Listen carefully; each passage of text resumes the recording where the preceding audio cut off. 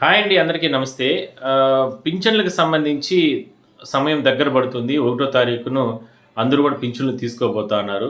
So, చాలామందికి పింఛన్లు తొలగిస్తున్నారని, పింఛన్లు రకరకాలుగా ఆపివేస్తున్నారని ఇట్లా రకరకాలుగా ఎందుకంటే రీఅసెస్‌మెంట్‌లో భాగంగా అప్పట్లో అన్యాయం జరిగింది. దాని తర్వాత అప్పీల్ చేసుకున్నారు చాలామంది. అప్పీల్ చేసుకున్న తర్వాత నెల నెల రోజుల టైంలో వాళ్ళకందరికీ కూడా మరోసారి ఇప్పుడు నోటీసులు ఇస్తున్నారు. మళ్ళా హెల్త్ చెకప్‌లకి వెళ్తున్నారు. ఇవన్నీ కూడా ప్రాసెస్ జరుగుతూ ఉంది. సో, ఇంత లోపల అక్టోబర్ వచ్చింది. అక్టోబర్ నెలలో కూడా చాలామందికి పింఛన్లు తీసేస్తారంటూ కూడా పెద్ద ఎత్తున ప్రచారం జరిగింది. అయితే అవన్నీ కూడా పక్కన పెడితే ఇప్పుడు నవంబర్ వచ్చేసింది. మరి నవంబరు వస్తుంది కదా! మరి గత వారం రోజుల నుంచి కూడా పెద్ద ఎత్తున ఒక చర్చ అయితే పెద్ద ఎత్తున మీడియాలో కావచ్చు, సోషల్ మీడియాలో కావచ్చు, లేదంటే పెద్ద ఎత్తున ఒక చర్చ అయితే నడిచింది. పింఛన్లు తీసేస్తున్నారు. పింఛన్లు తగ్గిస్తారు ఈ నెల నవంబర్ నెలకి. ఖచ్చితంగా ఈ నెల తగ్గిపోతాయి. ఎందుకంటే అప్పట్లో అప్పీల్ చేసుకొని వాళ్ళందరూ కూడా పింఛన్లన్నింటినీ కూడా హోల్డ్ చేస్తారు. ఇట్లా అంటూ కూడా పెద్ద ఎత్తున ఒక చర్చ అయితే నడిచింది. సరే, ఆ చర్చకు తెరదీచే విధంగా కూడా ఇవాళ అంటే మనం ఎన్నో వీడియోల్లో కూడా మనం చెప్పడం జరిగింది. అంటే దీనికి సంబంధించి ఎక్కడా కూడా ప్రభుత్వ పెద్దలు చెప్పట్లేదు. ప్రభుత్వ అధికారులు కూడా చెప్పడం లేదు. పింఛన్లు నవంబర్ నెలకి తగ్గిస్తున్నాము.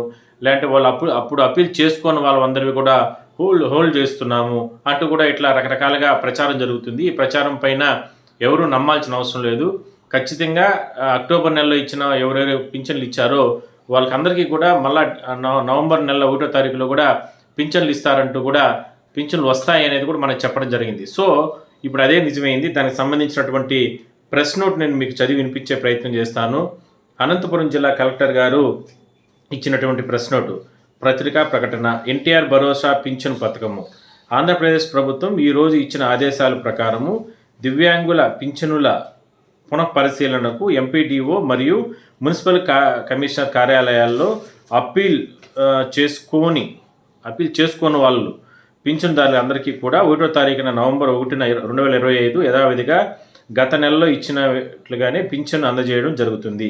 సంబంధిత సచివాలయాల నుండి పింఛను రద్దు ఉత్తర్వులు పొందిన పింఛనుదారులు ఎటువంటి ఆందోళన చెందవలసిన అవసరం లేదు. ఇట్లు కలెక్టర్ వారి తరపున అనంతపురం జిల్లా అనేది చాలా క్లారిటీగా వాళ్ళు ప్రెస్ నోట్ రిలీజ్ చేశారు. సో, దానికి సంబంధించి చూడొచ్చు.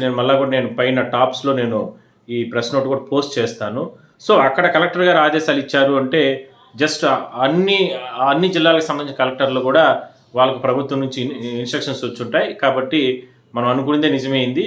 ఎవరికి కూడా పింఛను లాగు. కాకపోతే కొన్ని చోట్ల మాత్రం అంటే చెప్తున్నారు, అంటే మాకు డబ్బులు తక్కువ వచ్చాయి, లేదంటే లిస్టులో తక్కువ వచ్చి ఇట్లా ఏదో వాళ్ళు చెప్తున్నారు. బట్ అది బహుశా రేపు మధ్యాహ్నాలకి అంతా కూడా ఒక క్లారిటీ వచ్చే అవకాశం అయితే ఉంటుంది.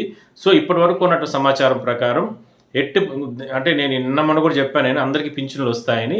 దీనికి ఇంకొక బలం చేకూర్చే విధంగా కూడా అనంతపురం జిల్లా కలెక్టర్ గారు ఇచ్చిన ఆదేశాలు అనేది మనకు ప్రెస్ నోట్ ఉంది. సో, దీన్ని బట్టి ఏంటంటే ఎవరు కూడా ఆందోళన చెందాల్సిన అవసరం లేదు.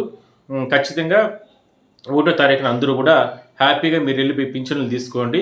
దాని తర్వాత అప్పట్లో అప్పీల్ చేసుకున్న వాళ్ళ పరిస్థితులు ఏంటి, అప్పీల్ చేసుకున్న వాళ్ళకి ఇంకా కూడా చాలామందికి నోటీసులు రాలేదు, మరి వాళ్ళ పరిస్థితులు ఏంటి, అప్పీల్ చేసుకొని నోటీసులు వచ్చి హెల్త్ సెంటర్ల వద్ద పోయి అక్కడ చెకప్లు చేసుకున్నటువంటి వాళ్ళ పరిస్థితులు ఏంటి, వాళ్ళకు ఎటువంటి చర్యలు ప్రభుత్వం తీసుకోబోతుంది, ఎటువంటి సహాయ సహకారాలు అందించబోతుంది, ఇందులో ఇంత పెద్ద ఎత్తున జరుగుతున్నటువంటి ఒక చర్చలో అనర్హులను ఏ విధంగా బయటికి పంపించే ప్రయత్నం అధికారులు చేయబోతారు, ఇవన్నీ కూడా దాని తర్వాత మనం డిస్కస్ చేద్దాం.